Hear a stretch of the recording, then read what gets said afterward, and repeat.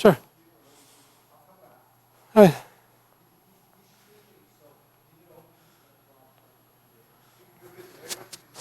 Oh, all right. I hate this.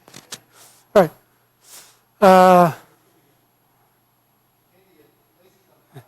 One, two, three.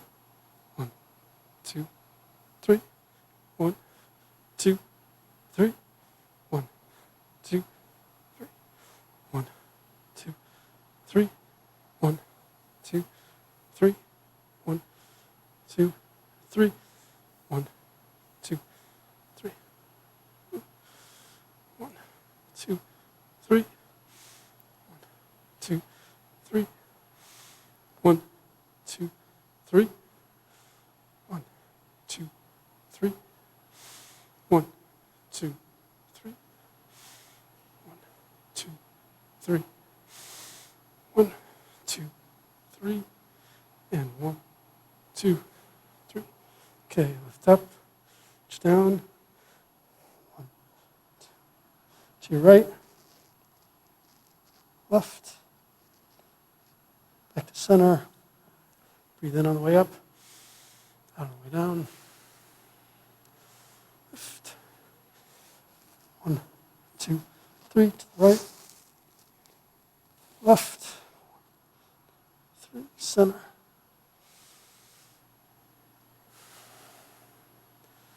Lift. One, two, three. One, two, three. One, two, three. Hands on your waist. Rotations. One, two, three, four, five, 6, 7, 8, 9, 10. 1, 2. Reverse. 1, 2, 3, 4, 5, 6, 7, 8, 9, 10. 1, 2. Okay. Neck exercises. 2, 3, 4, 6, 7, 8, 9, 10. 1, 2, 1, 2, 3, 6, 7, 8, 9, 10. 1, 2, tilting. 1, 2, 3, 4, 5, 6, 7, 8, 9, 10. 1, 2. Full circles. 1, 2, 3. Reverse. 2, 3. Okay, we'll do one of these. 1, 2, 3, 4, 5, 6, 7, 8, 9, 10. 1, 2. Stretching. 1, 2, 3, 4, 5, 6, 7, 8, 9, 10. 1, 2. Okay, breathing.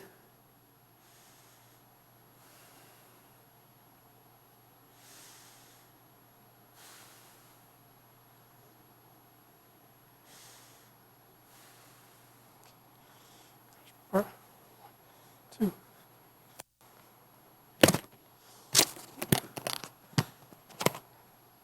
1, 2, 3, 4.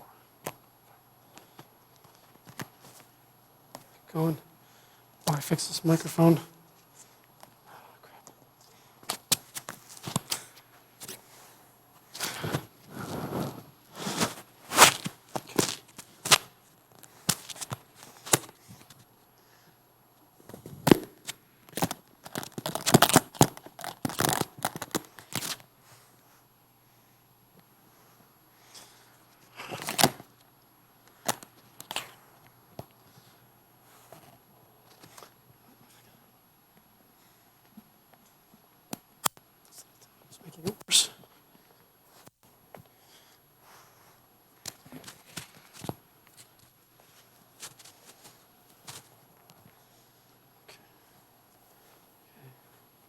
Hands in front, turn to your right.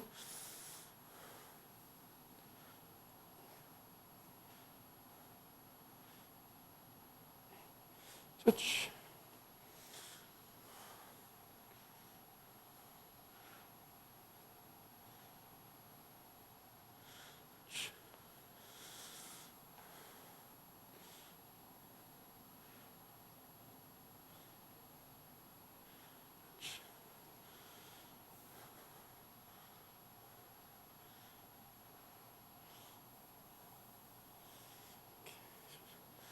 Straight leg stretch.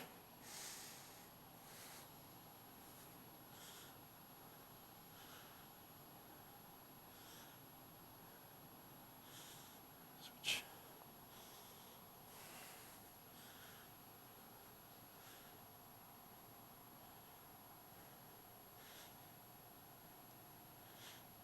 Switch.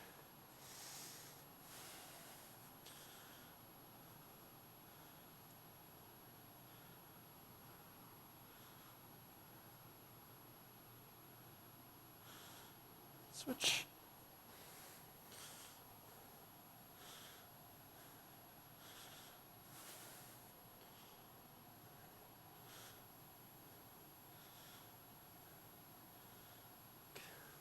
Center. Switch down. Switch.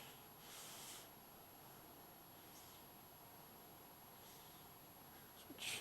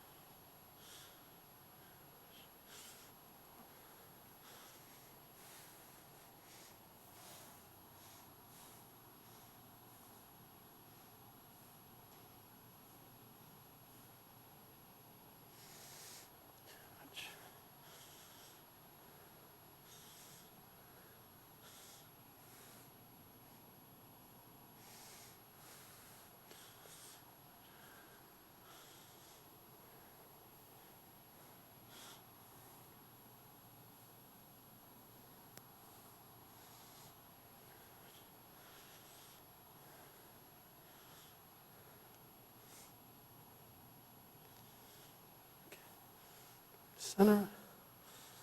Right. Left.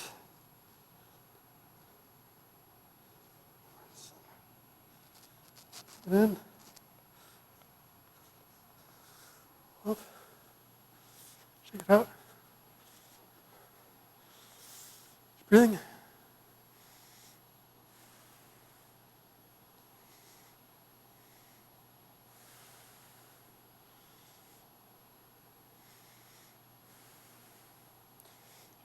Rest.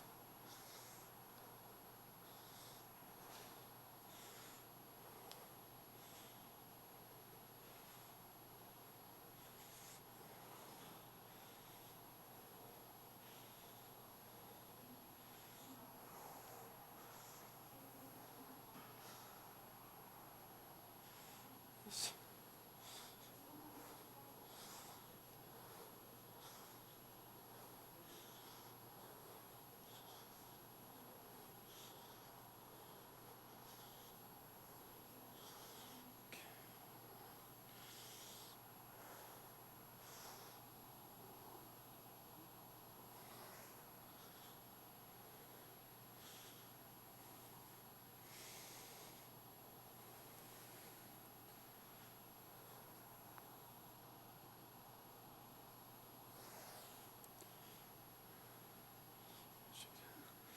Do shoulder rolls. 2, 5, 6, 7, 8, 9, 10. 1, 2. Reverse.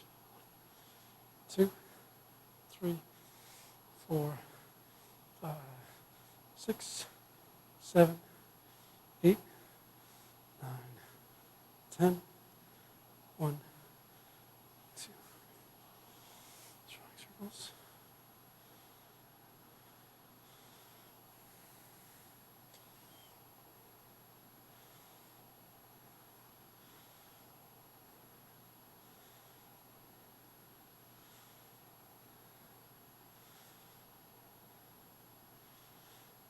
force.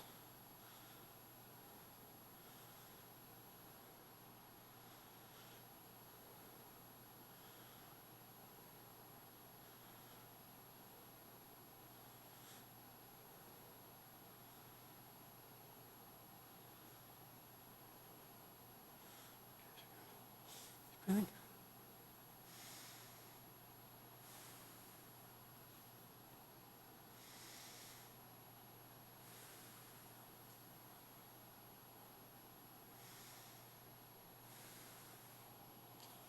Let's do some motion form. Hold the ball.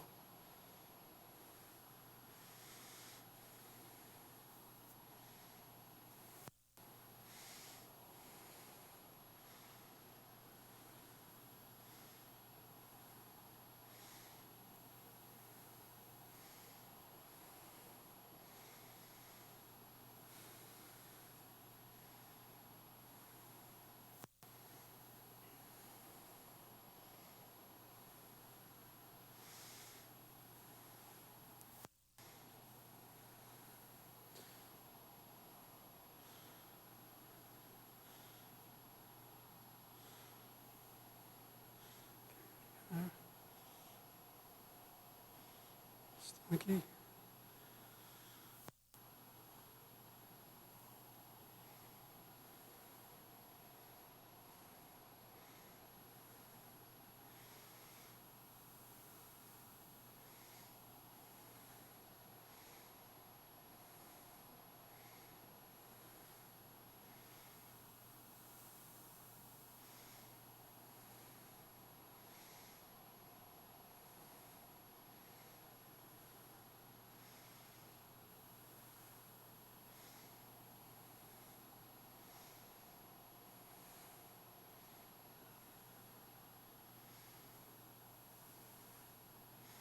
Okay, come over here.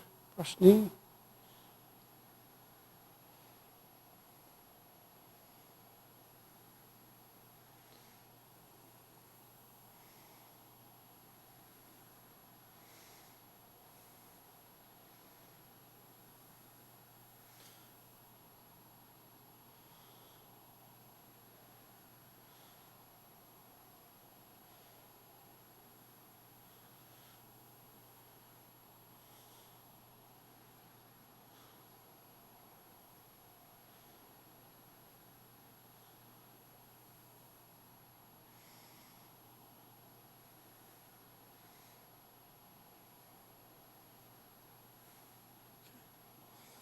Two.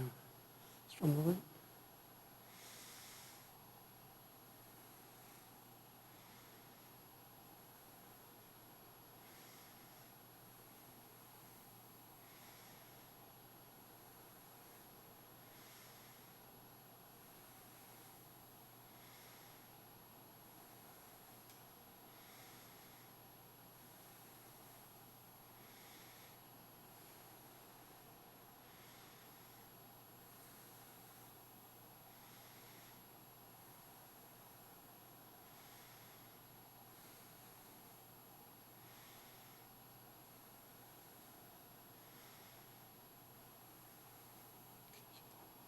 Breathing.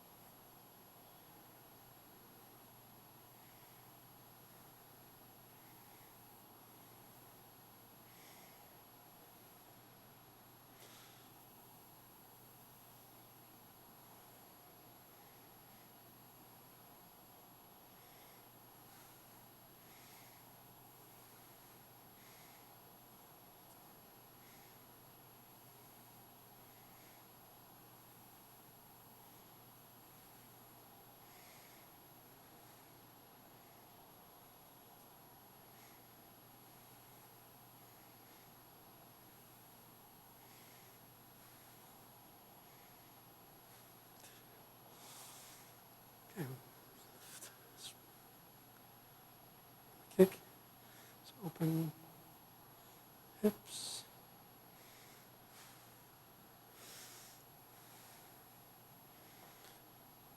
Sink the elbows, relax the shoulders.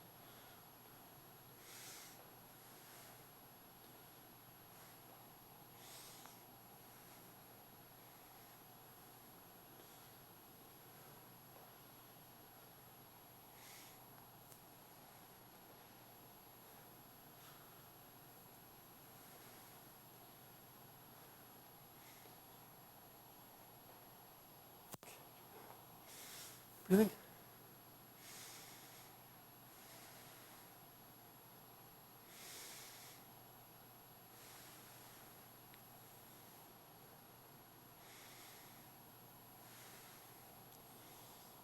Let's try going through the short form.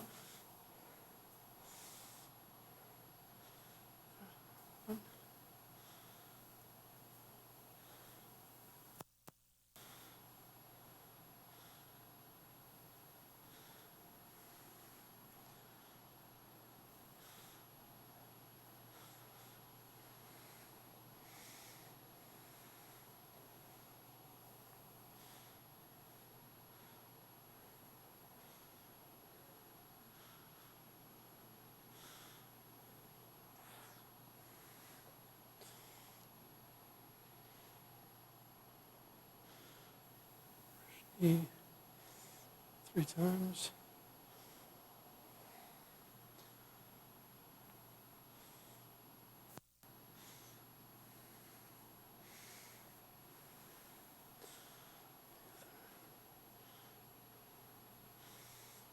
Monkey.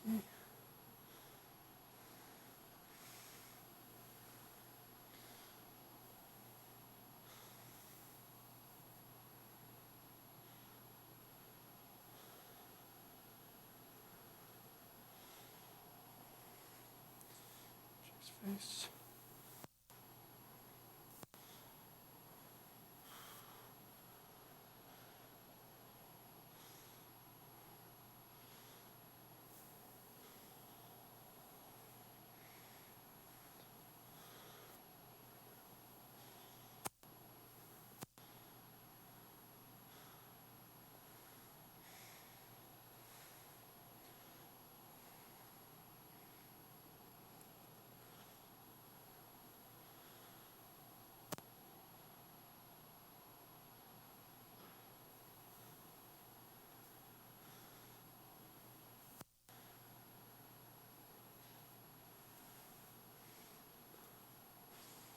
Cloud hands.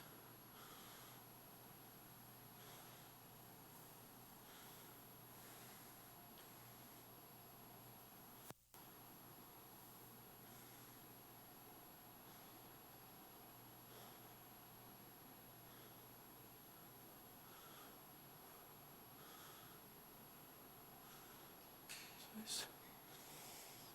Kicks.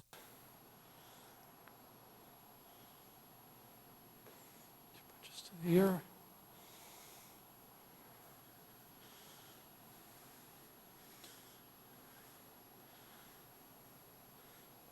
Down.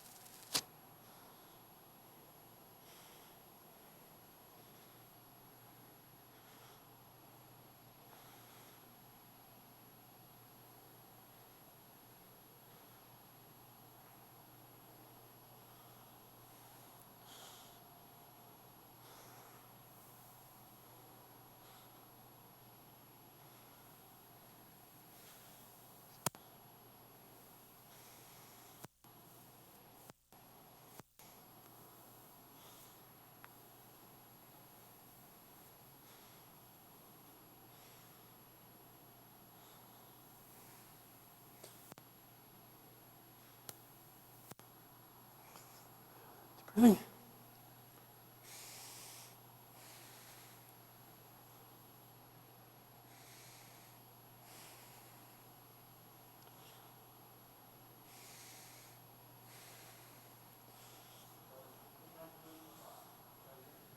Do it again. Run through it again.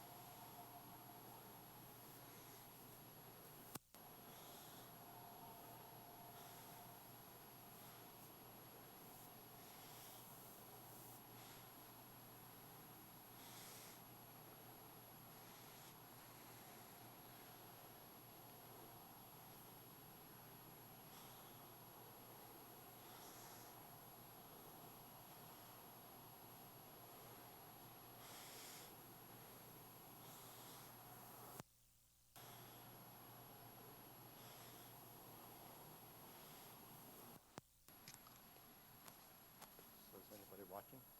There's two people. Just two? Just two. Yeah. Who are they? Are they out? Oh, I don't. I can't. They haven't chatted, so I Oh. can't tell who they are. Are they watching? Oh, so you don't know. Yeah, I don't know who they are because I just told me two viewers, Uh-huh. and they haven't chatted, so I don't really know.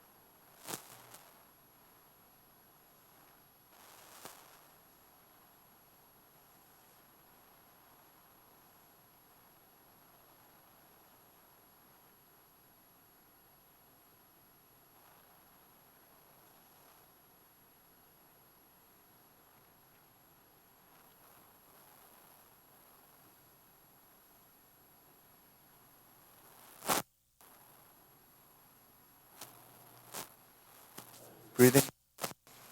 Shut your. Yeah. We can do my.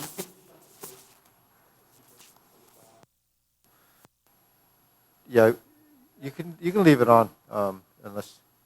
So, what we try to do is, especially, the 24 movement and any of these competitions, we try to soften the limbs, but the softness really has to come from the whole body. But when you even the opening, if on the way down you already see if the wrist already is here and then you start going like that, you have already created some rigidity there.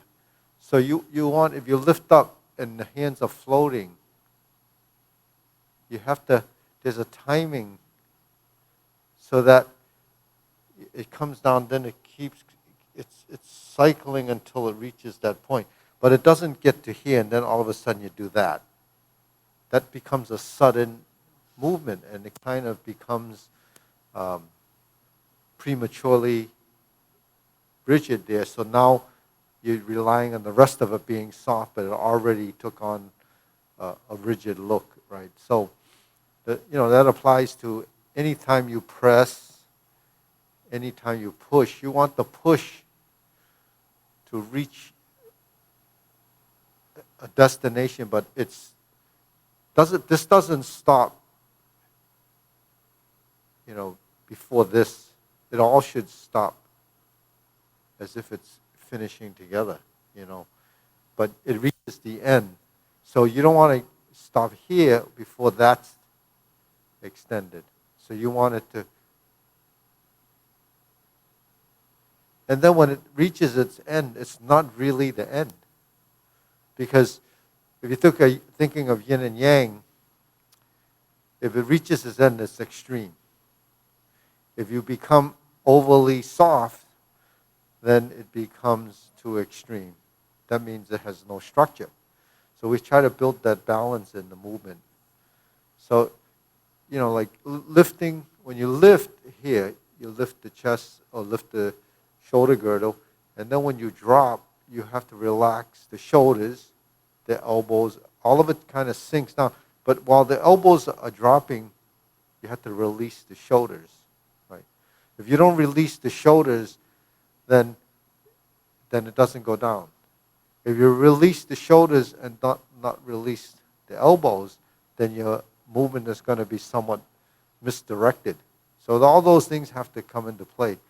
It doesn't matter when you're first learning sequence, because when you're first learning sequence, your whole objective is to memorize the order of movement. So once you've memorized the order of movement, then you have to look at the spatialness of the motion, because movements are in space and it's dimensional, it has volume, but then it has direction. So directions are typically to the front and 45 degrees to each corner. So 45 degrees, if we're in a frontal position like this, that's 45 degrees from here to there. From here to here is 90 degrees. Right? When we turn, the hands are like this. So my arms are like this. And then if I brush down, so if I turn my body here and I brush down, as the hand starts to go up, this hand starts to go down, and then you're coming like this, and then it extends. So you allow your elbow to straighten. Your hand pull your elbow. Yeah. But at the same time, because we're moving forward this way, you have to look at the total movement, right? Total movement is directional. So if my hand is here, watch what happens here. If I fold my elbow and I start to turn, my arm is already moving forward, right? Because it's part of your dimensional change in that plane of motion. So if I'm turning already here, and then I add the hand, then that becomes a little bit excessive. Because you add the components together, if one moves, the other moves, but it moves as a function of, so you have to sort of diminish some of the movement on the hand side. So all of that is a timing. So if I turn to here, I'm already moving. So why is that different? It's different because when you turn, it's different because if you're not committed to the direction of movement initially, then you have leeway to modify the motion directionally and how much strength you put into the motion. But if you're committed, then there's no change. You can't change. You're already into the movement, and the physical side of it's already been determined by the physical side of the movement, and there's no adaptability. You can't change. Do you follow me? You know what I'm driving at? If I go like this and then turn the body, then you can see that it's excessive. if I go like this and it's moving already in that direction, I'm not really committed. I'm only directing the movement. So directing the movement from the mind is that. See? So if I go like this, and I drop my elbows, but I also bend my knees, then I'm already going down.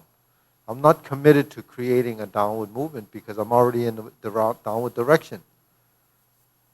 So if I lift, if I'm already lifting from the body, I don't have to create as much lifting energy in the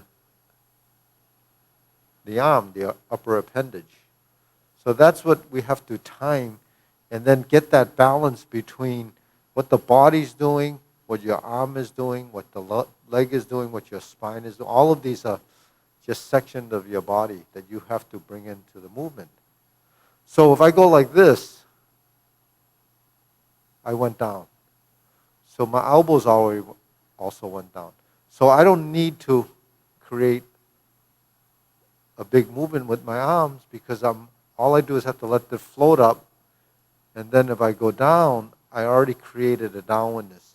If I go up, my arm is going up, so I can soften my movement much more, right? And then if you get to here and you sink the elbow, relax the shoulder, because you haven't committed to your hand movement, then what you can do is seat your wrists. Then the movement becomes, at least the appearance of it looks softer. But you don't want to get to here in a vertical position, then end up like that, because that created a rigidity in the downward side of the movement. So it has to continue to move, right?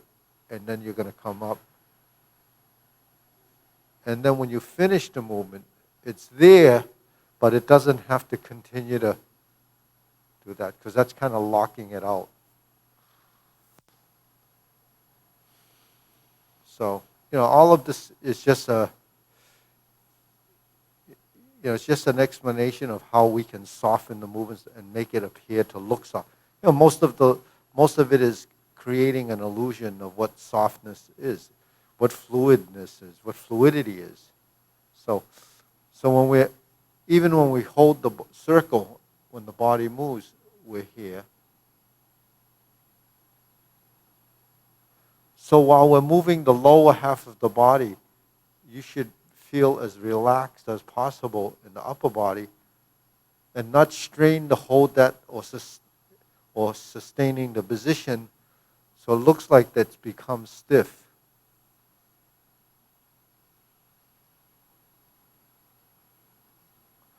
So that's kind of what your goal is, to get that to happen.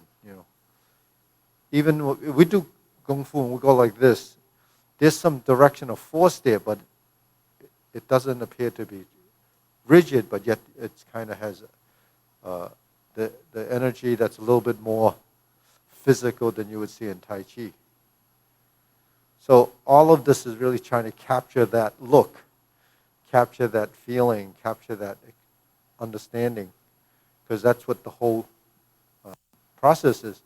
So through that process, you start to discover what those words mean, what I'm talking about. What does it really mean?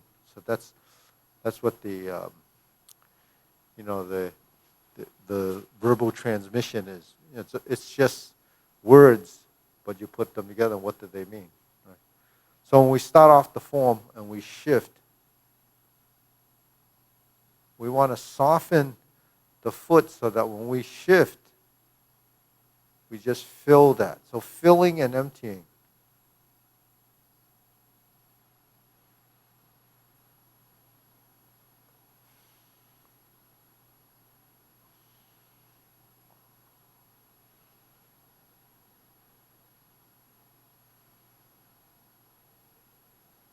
Right? Then you get to hold the ball and turn to that corner. So when you turn to that corner, your hips actually face that way. And then you open it up to here. Then when you shift and you step up,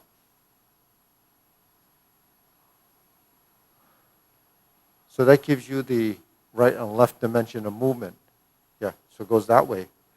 And then it comes back to the front. See what I mean? So because it's going that way, it appears that your leg is doing this is really because the hip initiates the movement.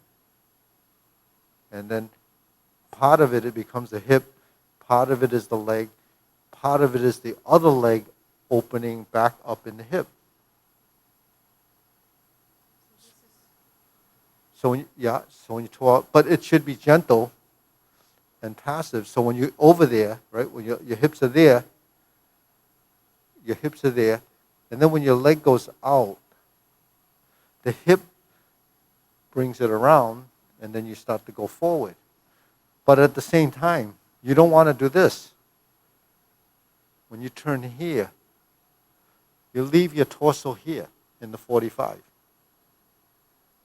So when you leave your torso in the 45, then it allows you to have the final turn in the body.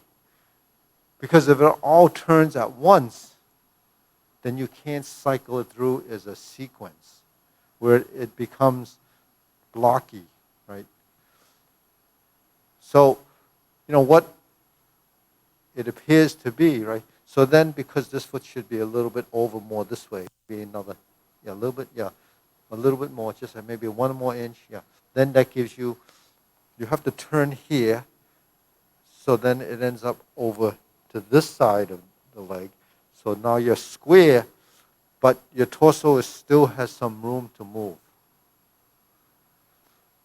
So that's what the right-left horizontal turn is. Right? So while we first learn it, it's like this, right?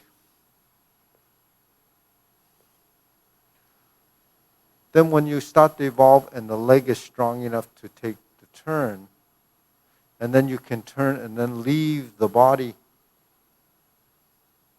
to open, then this part becomes part of this part becomes part of this part, and then you have the shifting of the weight going forward.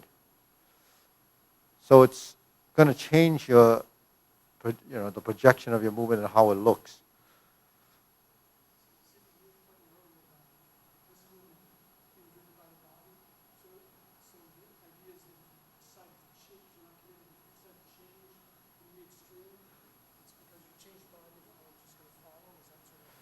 Well, if I'm here, if my foot is here and I'm facing forward, my hips are like this is going to turn like this.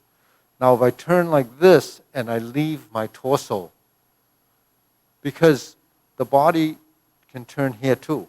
So there's some hip, some upper body. But if you turn this early, then you no longer have waist, right? So what you have to do is time the movement so when I turn here, I still keep this wound, right? I unwind here, and I unwind here. And then it comes together as one. But because it's driven by this, then my hand only has to be elongated from here. So if you are in the middle of that movement and you need to redirect the force, because you're not committed, you can just change the body and structure. Yeah, because if you're not committed, then you have to sink again. You can't just do that. You have to sink and then draw back. So everything has more than one dimension and movement. If you do one dimension, then you're stuck in there. You're stuck. Just like I'm here. Even though I'm going to go there, I can't create the next phase of the dimension of movement unless I'm here, right?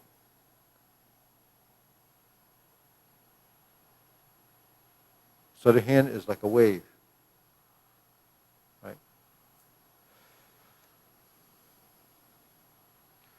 So the wave is because, so when you push forward, it's not really pushing, but straightening your elbow. You let the elbow straighten and then relax the shoulder. See? So that's how you should kind of think of your, yeah.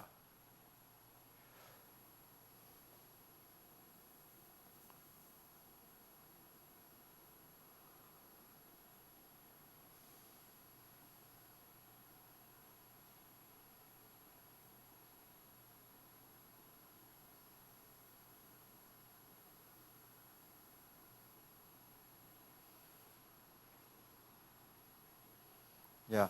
So look at this part of look at the arm part. When I'm turning like this, like this, right? And then this hand is coming to here. So this hand comes back, and then they're both in that direction. And then this is going to, you see, elbows and knee, elbows and knees, elbow, right? The elbow fold, and then it comes around, and then it comes forward.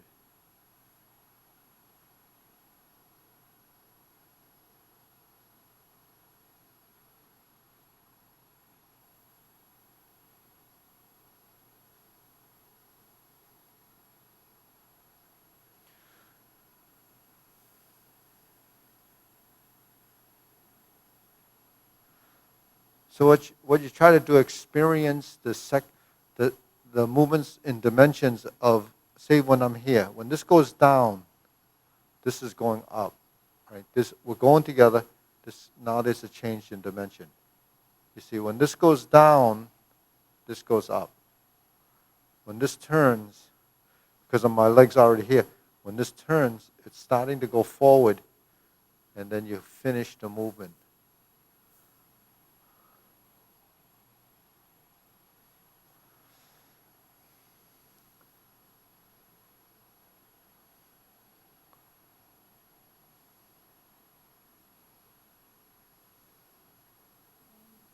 Hmm? Yeah. If we were to go from the straight hip to Yeah. are you moving this knee also? Yeah, you move that knee also. Yeah. Yeah. So when you're coming around to here, it has to come back. Yeah. Yeah. I couldn't actually see whether you Well, if you go like this, right? If you hold the ball to here, this foot is actually not here. It's not facing that way. It's facing this way. So because we're like this, now it's facing this way. Because I moved my hip and my knee went from here to here. So you feel it in here, your thigh. Yeah, because your thigh has to be moving. So you don't feel in the knee, and you have to relax the ankle. So relax your hip.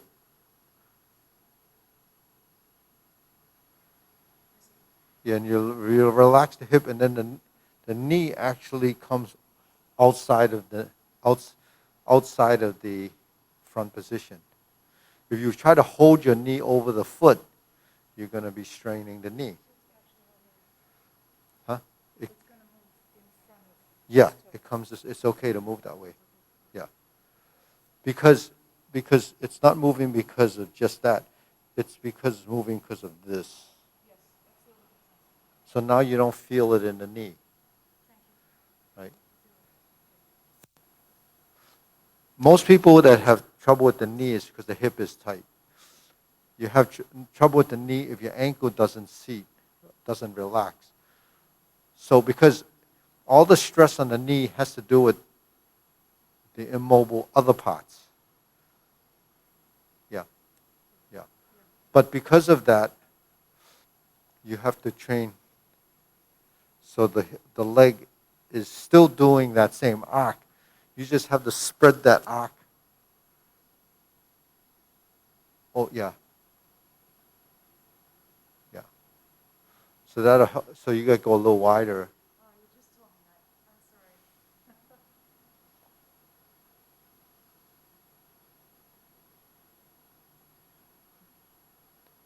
Yeah. So that's the leg, that's the lower half. Yeah. Then you have the upper half. So when you're doing these movements, it's really taking that. So you want that execution, you need to strengthen the legs. Because if the legs don't cooperate, the upper body won't be able to sustain it. So it's all these little nuances that we have to build into the movement. So the same happens with repulse the monkey. Now we can strive and then sink.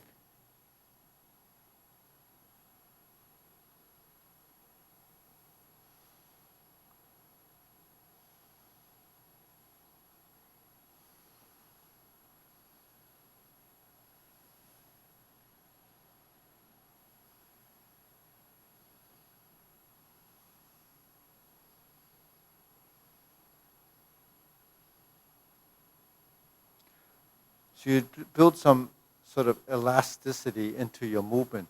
So your hand, your arms, and your legs are creating softness in there. The softness is created by not allowing the muscles to contract and sustaining that.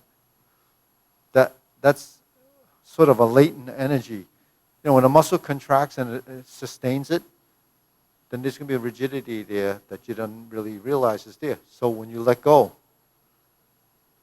that term is called to release. Feng Song. Feng Song is the term. In Tai Chi we use this term because it connotates releasing the tension in the joints and releasing. So they say Tun Sin Feng Song, means the whole body has to let go.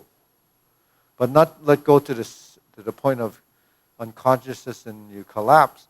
Let go to the state of feeling.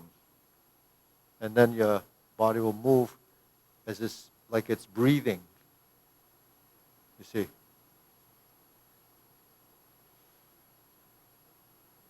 And it is actually breathing.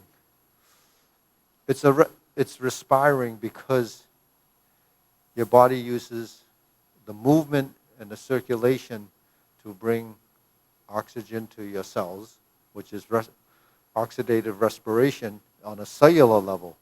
It's utilizing oxygen and it's also utilizing nutrients and chemicals to produce the electrical current that allows you to do this movement.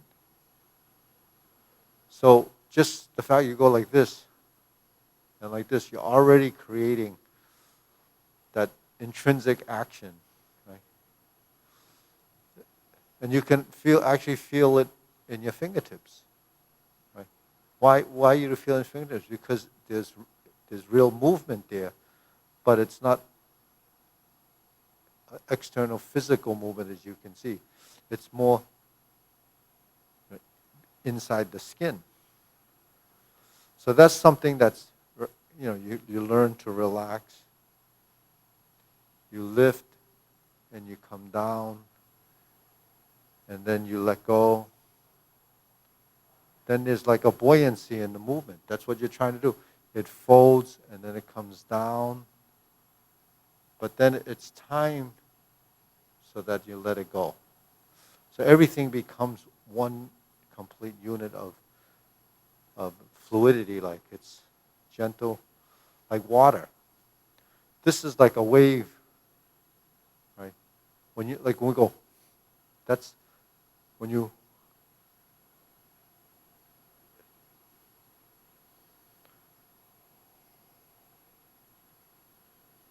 it's like a wave. What do we call wave? In Chinese we call it long, right? Like bulong. Bulong is a wave, like the ocean. When the ocean, crashes and then it lets go, then it becomes soft again. Then it goes again. Then it comes back. That's how your body should move, like a wave. So when we come back here like this, there's an up and down, and it comes down. And it comes down. But you track the movement to here. So you look in this direction, then you look in it and you track the movement.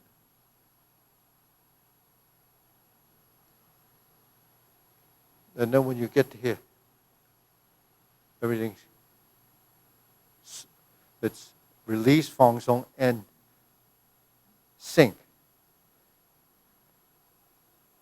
Sinking is the chim. And then you hand goes, right?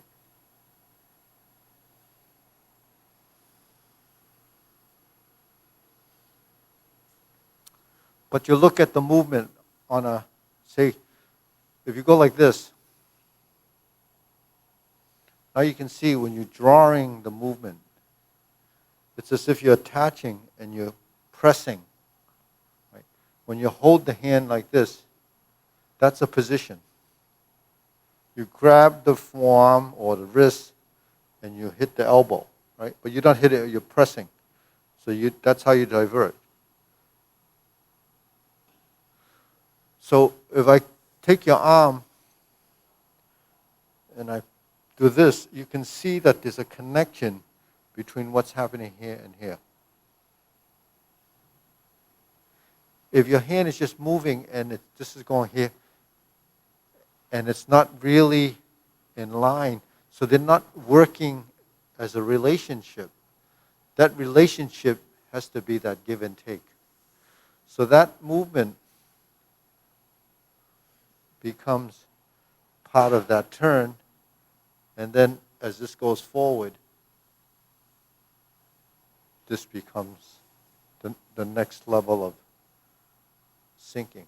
So you're opening. Right?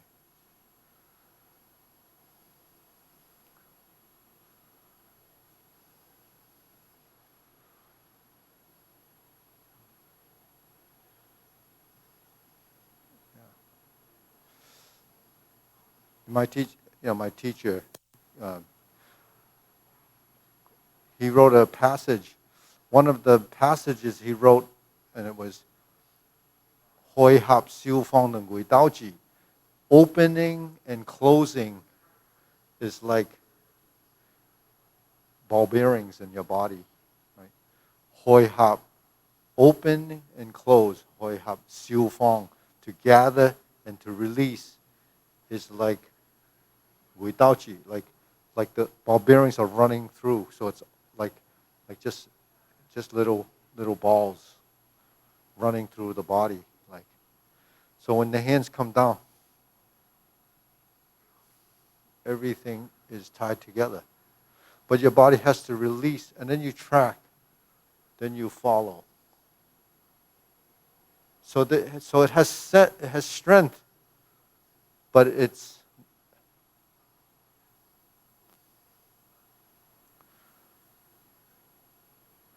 so if I put strength in the finger, does it appear to be stiff? You let go.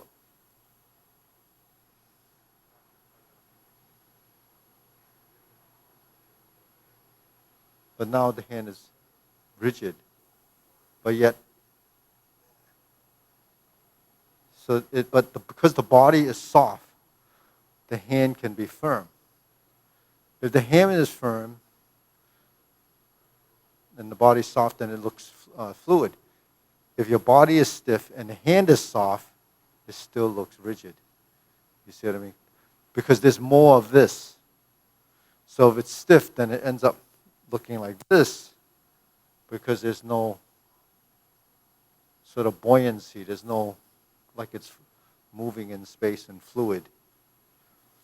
So that's what we're trying to capture as an essence, so that we can understand it on this, sort of intrinsic level. So this opening, as our movements become more, like from the Tai Chi paradigms, as the movements become more blended, then as you refine the movements and you sink the elbow and relax the shoulder, then the movements become a cycle and it becomes a wave. Uh-huh.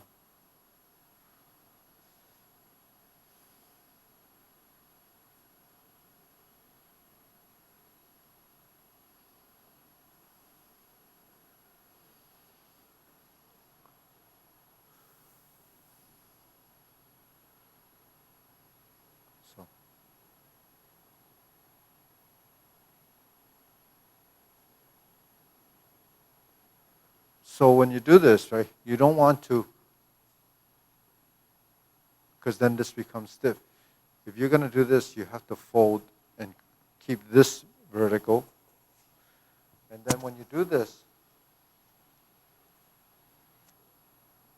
let the movement become part of the total action. Because nothing is actually working independently.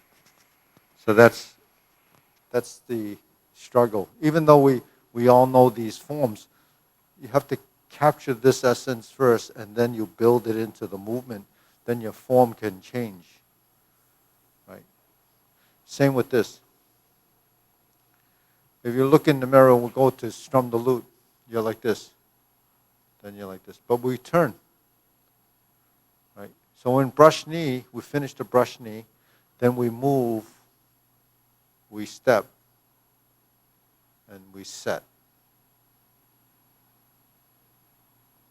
So between this footwork, this,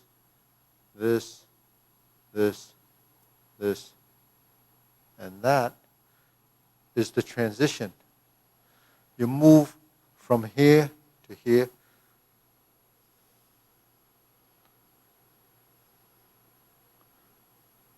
So then everything comes together as one. Right? So that's what we're trying to do is just structure. You're here. This is move. So first thing is this. Move. Touch. But then if I'm moving this, then something has to happen here. This something happens here. Here. Here. Here. Why does something have to have upper body and the lower body? Why does it have to be changing? Because your center of mass is moving. However minutely it's moving, because the center of mass is changing based on your body configuration. So your body has to adjust for the balance, and then it resets, adjusts for the balance, then it resets just for the balance. So that center of mass that's adjusting is so small that you could be actually still upright and not even be losing balance, because it's so minute that the body can stay stiff and you still seem to be in balance. But which